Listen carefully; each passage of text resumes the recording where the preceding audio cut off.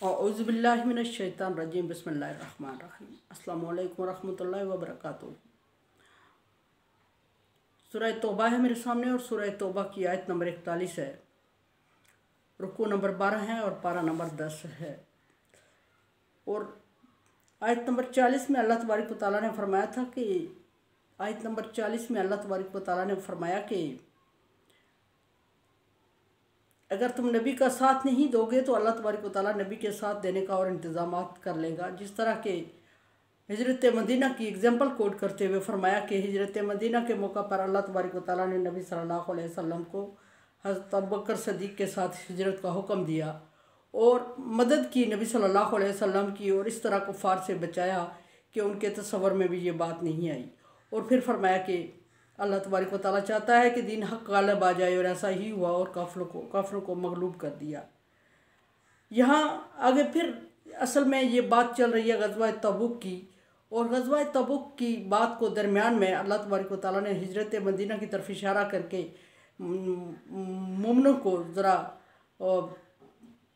एक तंबीह फरमाई कि तुम तरह तरह की बातें करके नबी सल्लल्लाहु अलैहि वसल्लम को अगर परेशान करोगे या साथ नहीं दोगे तो मैं तुम्हें छोड़ के कोई और कौम ले आऊँगा जो नबी सल्लल्लाहु अलैहि वसल्लम का साथ देगी और दीन इस्लाम का साथ तावन करेगी और अल्लाह तबारक व तआला के रास्ते में जान कुर्बान करने को तैयार होगी। असल में मसला ये था कि ग़ज़वा तबूक का पहले मैंने जिक्र कर चुकी हूँ कि ये ग़ज़वा तबूक की बात हो रही है। ग़ज़वा तबूक में ऐसा हुआ था कि उस वक्त नबी सल्लल्लाहु अलैहि वसल्लम ने जब जंग के लिए मदद मांगी तो कुछ नए लोग मुसलमान हुए थे और जंग के लिए आप सल्लल्लाहु अलैहि वसल्लम ने मशवरा किया, और कुछ मुनाफिकीन इस्लाम में शामिल हो चुके थे चूँकि इस्लाम फैल रहा था। तो मुनाफिकीन ने कतई ही नहीं चाहा कि वो तबूक के ग़ज़वा के लिए जाएं, और उन्होंने तरह तरह से नबी सल्लल्लाहु अलैहि वसल्लम से हिले बहाने करना शुरू कर दिए। और असल बात ये थी कि फसल पकी हुई थी, शदीद गर्मी थी और फसल की कटाई का टाइम था, और लोगों ने मुख्तलिफ बहाने किए, और जो अहले मदीना थे उनमें मुनाफिकीन भर चुके थे, और उन्होंने ये फ़ैसला किया था कि हम किसी बहाने से पीछे रह जाएंगे। कोई कहेगा घर मेरा अकेला है, और कुछ भी उसमें सच्चे मोमिन भी पीछे रह गए किसी मजबूरी की वजह से, या गलत फहमी हो गई या नासमझी से, तो पीछे रह गए थे। जैसे उबई बिन काब पीछे रह गए, और बाद में पता चला कि काफ़िला जा चुका है, जगह पे पहुंच चुका है। चूँकि नबी सल्लल्लाहु अलैहि वसल्लम ने तौरिया फरमाया था, जगह का तयन नहीं बताया था।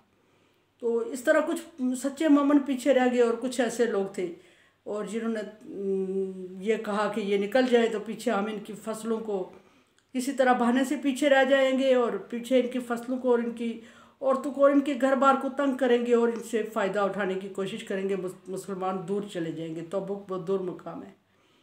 तो हुज़ूर सल्लल्लाहु अलैहि वसल्लम को जब वही हुई तो आप सल्लल्लाहु अलैहि वसल्लम ने सोचा, फिर हज़रत अली को पीछे छोड़ा कि औरतों और बच्चों और खेतों की हिफाजत के लिए हज़रत अली पीछे रहेंगे। और मुनाफिकीन ने ये अफवाह उड़ा ली कि हुज़ूर सल्लल्लाहु अलैहि वसल्लम खुदा न खास्ता हज़रत अली से नाराज़ हो गए हैं। हज़रत अली रज़ी अल्लाह तआला अन्हु को जब पता चला ये बातें, तो आप रज़ी अल्लाह तआला अन्हु सारी चीज़ों को बलाए ताक रखते हुए नबी सल्लल्लाहु अलैहि वसल्लम के पास रोते हुए पहुँचे, और नबी सल्लल्लाहु अलैहि वसल्लम ने हज़रत अली से पूछा वजह, तो हज़रत अली ने अर्ज़ की कि मुनाफिकीन ने तंज़ किया है जिस वजह से मैं निकल आया हूँ। आप सल्लल्लाहु अलैहि वसल्लम ने हज़रत अली को तसल्ली देते हुए फरमाया कि क्या तुम ये पसंद नहीं करते कि अल्लाह और रसूल तेरे लिए जो पसंद कर रहा है, और क्या तुम्हें ये नहीं समझ के तेरा मेरा वो रिश्ता है जो हारून और मूसा का था, और उसके बावजूद तुम मुनाफिकीन की तंज़ से और दिल शिकनी से घबरा के फिर वही कर आए हो, निकल आए हो। खैर वो एक किस्सा आगे भी ग़ज़वा तबूक चल रहा है तो उससे आगे भी बात होगी। यहाँ इसको मैं ज़रा सा समाप्त करती हूँ कि कंसेप्ट क्लियर करना था। आयत की तरफ चलते हैं। फरमाया कि इनफिरू खिफाफन व सिकाला, मोमिनों को हुक्म होता है कि जब जहाद का ऐलान हो जाया करे तो तुम निकल पड़ा करो, हाँ तुम्हारे पास कम साजो सामान हो या ज़्यादा हो, खफाफा हल्के फुल्के हो या सिकाला भरे हुए हो। कहने का मतलब यह है कि बहुत ज़्यादा साजो सामान और बहुत ज़्यादा मदद हो जहाद के लिए फिर भी निकल पड़ा करो, और सिर्फ खाने पीने के लिए कुछ हो तो फिर भी निकल पड़ा करो, और ये हिले बहाने ना किया करो कि हमारे पास खाने का कुछ नहीं था, हमारे पास ज़्यादा राह कुछ नहीं था, हमारे पास जहाद में शामिल करने के लिए देने के लिए कुछ नहीं था, इसलिए ये सारे अल्लाह तबारक व तआला के काम हैं और तुम्हारी मदद की अल्लाह को ज़रूरत नहीं है, सिर्फ तुम्हारे ईमान की आजमाइश मकसद है। और जो तुम्हारे पास हो वो लेके निकल जाया करो। खिफाफन और सिकाला, जो भी हो उसके साथ निकल जाया करो, ज़्यादा हो या कम हो। वजाहिदु भी अम्वालिकुम अनफुसिकुम। फिर दूसरी बात सामने आ गई कि जहाद करो अल्लाह की राह में, अम्वालिकुम अनफुसिकुम, अपनी जानों के साथ, यानी बनफ्स नफीस जहाद में शामिल होकर कुफार का मुकाबला करो, या अम्वालिकुम अपने माल खर्च कर लो। अगर बनफ्स नफीस शामिल नहीं हो सकता जो बंदा, तो वो मुजाहिदीन की किसी तौर पे खाने पीने में या सवारी में या जिस तरह भी हो सके, या उसके घर के लिए कुछ अखराजात दे, जो भी इस तरह माल खर्च करेगा जहाद के लिए वो भी जहाद मुजाहिद शुमार किया जाएगा।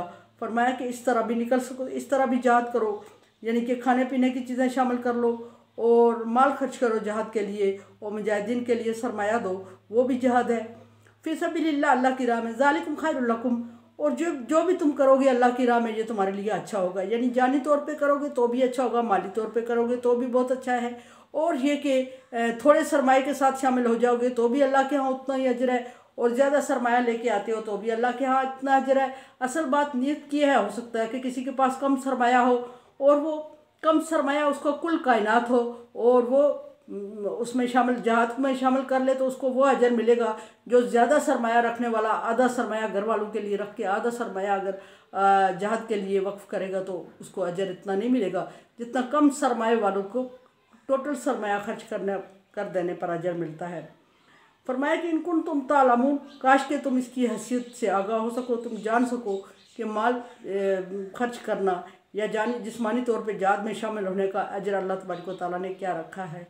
और तुम या फिर माल गनीमत के लिए जिस तरह के उस वक्त के मुसलमानों ने कर दिया कि अगर नज़दीक होता, अगर तो आसान होता तो फिर हम जहाद में शामिल हो जाते। ये चूँकि हमारे बस की बात नहीं है, दूर भी है, फसलें पकी हुई है और वो भी कटाई करनी है, शदीद गर्मी भी है और मशक्क़त भी ज़्यादा है, और हमारे पास माल कुछ ने ये कहा कि फसलें अभी तैयार हैं, हमने कटाई तो की नहीं है, कटाई करने के बगैर हम सरमाया किधर से लाएँ।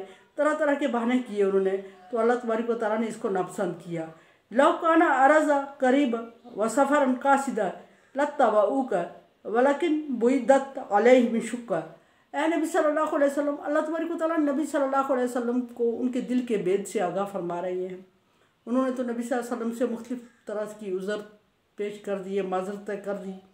अल्लाह तबारक व तआला फरमा रहे हैं कि नबी अगर सफ़र करीब होता और इनके लिए माल मता असबाब होता और आसानी होती और ये तुम्हारे साथ चल पड़ते, वलाकिन बुइद्दत अलैहिम शुक्का, लेकिन जो दूरी है सफ़र की वो इनको मुश्किल में मशक्क़त में डाल रही है।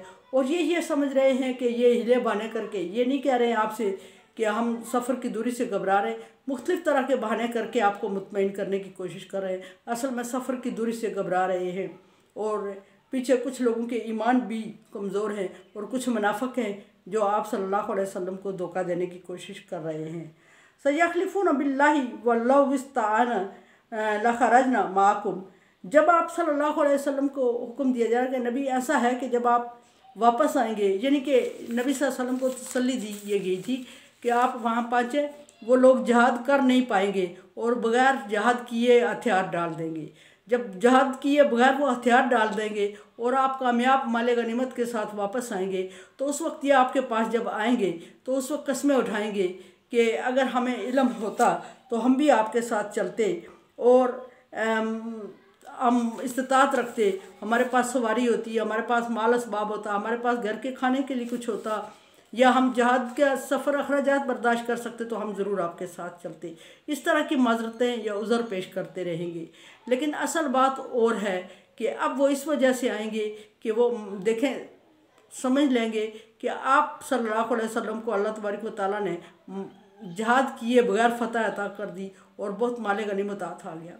और अब उनकी माजरतें सिर्फ इस वजह से होंगी कि वो माल गनीमत में शेयर लेना चाहते हैं और आप सल्लल्लाहु अलैहि वसल्लम को माजरत करके और परेशानी अपने ज़ाहिर करके और अपने आप को मजबूर और बेबस ज़ाहिर करके माल गनीमत से हिस्सा लेना चाहते हैं। ये असल में हुक्म हुआ। फरमाया कि यखलिफूना बिल्लाहि वलौ इस्ताअना लखरजना माकुम, कि वो कस्में खाते हुए आएंगे और कहेंगे कि अगर हमारी इस्तिताअत होती तो हम आपके साथ ज़रूर चलते। युलिकूना अनफुसहुम, वो अपने आप को कस्में खा के हलाक कर रहे हैं और तबाही और बर्बादी की तरफ लेके जा रहे हैं। वल्लाहु यअलमु इन्नहुम लकाज़िबून, अल्लाह तबारक व तआला जानता है कि ये झूठे हैं और अल्लाह तबारक व तआला को इनके दिलों के भेद जानता है। और ये आप सल्लल्लाहु अलैहि वसल्लम को मुतमईन करने के लिए कस्में खा के आप सल्लल्लाहु अलैहि वसल्लम को तसल्ली देने की कोशिश कर रहे हैं। और तसल्ली भी सिर्फ इस वजह से दे रहे हैं कि माले गनीमत इनको नज़र आ रहा है और माले गनीमत में शेयर लेना चाहते हैं। एक कुछ इनमें ऐसे साहबी भी मौजूद थे जैसे उबई इब्ने काब थे कि वो किसी मजबूरी के तहत पीछे रह गए थे और जब नबी सल्लल्लाहु अलैहि वसल्लम आए तो आप उबई इब्ने काब ने माजरत की, लेकिन अल्लाह तबारक व तआला का चूँकि ये हुक्म आ चुका था, नबी सल्लल्लाहु अलैहि वसल्लम ने उनको माफ़ी नहीं दी। बहुत रोए थे, बहुत बेहाल हुए थे और सारे लोगों ने उनके साथ बाइकाट कर दिया था। सहाबाए किराम ने बाइकाट कर दिया, इस्लाम नबी सल्लल्लाहु अलैहि वसल्लम ने बाइकाट किया था। और बहुत दिनों बाद जब उनके बारे में वही आयत नाज़िल हुई तो फिर नबी सल्लल्लाहु अलैहि वसल्लम ने बुला के उनकी माजरत को कबूल किया। तो उनके बारे में आगे आयत आएगी कि ज़मीन अपनी इनकी शादगी के बावजूद उन पर तंग हो गई थी। ये कुछ साहबी ऐसे भी थे। अच्छा, एक यहाँ ये बात आ रही है कि ये अभी कंटिन्यू है, ग़ज़वा तबूक की बात है। दो तरह की जंगें नबी सल्लल्लाहु अलैहि वसल्लम के दौर में हुई, एक ग़ज़वा और एक सरिया, दो किस्म की बात होती है। ग़ज़वा वो जहाद होता है जिसमें नबी सल्लल्लाहु अलैहि वसल्लम नफ्स नफीस खुद शरीक हुए हों या कमांड आपने खुद की हो लश्कर की, चीफ आर्मी स्टाफ आप रहे हो, उसको ग़ज़वा कहा जाता है। जिस जहाद में आप सल्लल्लाहु अलैहि वसल्लम ने चीफ आर्मी स्टाफ किसी और को बनाया हो, हुआ आपकी ज़िंदगी में ही वो जहाद हुआ हो, लेकिन चीफ आर्मी स्टाफ के फ़राइज़ नबी सल्लल्लाहु अलैहि वसल्लम ने खुद अंजाम ना दिए हों बल्कि किसी साहबी को मुकर्रर कर दिया हो, तो उस जहाद को सरिया कहा जाता है। ग़ज़वा और सरिया, ग़ज़वा जिसमें नबी सल्लल्लाहु अलैहि वसल्लम ने क़यादत फ़ौज की खुद की हो और सरिया जिसमें नबी सल्लल्लाहु अलैहि वसल्लम ने किसी और को अमीर बनाकर भेजा हो अपनी जगह पे। ये दो किस्म के जहाद ज़िक्र हुए हैं। यहाँ ग़ज़वा तबूक नबी सल्लल्लाहु अलैहि वसल्लम ने खुद क़यादत की थी और बहुत दूर दराज एरिया में और शदीद शिद्दत और गर्मी में जंग हुई थी ये। और इस जंग में मुसलमान वाकई ही कुछ मफलूकुल हाल भी थे क्योंकि साल का आखिरी सीज़न था और फसलें तैयार थी, पकी हुई थी और कटाई का वक्त था और सरमाया मुसलमानों के पास कुछ के पास वाकई ही नहीं था और फसलों की कटाई भी का दिन भी ज़ाया हो रहे थे। अब मुसलमानों को या जो भी थे उनको तो अंदाज़ा नहीं था कि वहाँ के लोग जंग किए बगैर हथियार डाल देंगे और बहुत जल्द वापसी हो जाएगी। वो यही सोच रहे थे कि अगर जंग खुदा न खास्ता 10-15 दिन जारी रहती है जहाद, तो फिर हमारी फसलें किधर जाएंगी, तबाह हो जाएंगी। इस वजह से भी कुछ लोग पीछे रह गए, कुछ ने वाकई माजरत की, कुछ मुनाफिक थे और इस तरह का बहुत माहौल बन गया था जो नबी सल्लल्लाहु अलैहि वसल्लम को अल्लाह तबारक व तआला ने बज़रिया वही उन लोगों को बताया जो वाकई ही मजबूर थे और बज़रिया वही बताया आप सल्लल्लाहु अलैहि वसल्लम को कि जो वाकई ही मजबूर नहीं थे, मुनाफिक थे और कोई इस तरह की जो पोजीशन थी वो अल्लाह तबारक व तआला ने क्लियर की नबी सल्लल्लाहु अलैहि वसल्लम के सामने। मेरे चैनल को आप सब्सक्राइब कर रहे हैं, thank you so much. Like dislike as you like. मेरे लिए दुआ किया करें, ला खौफुन अलैहिम वला हुम यहज़नून, कर दे अल्लाह दुनिया में भी और आखिरत में।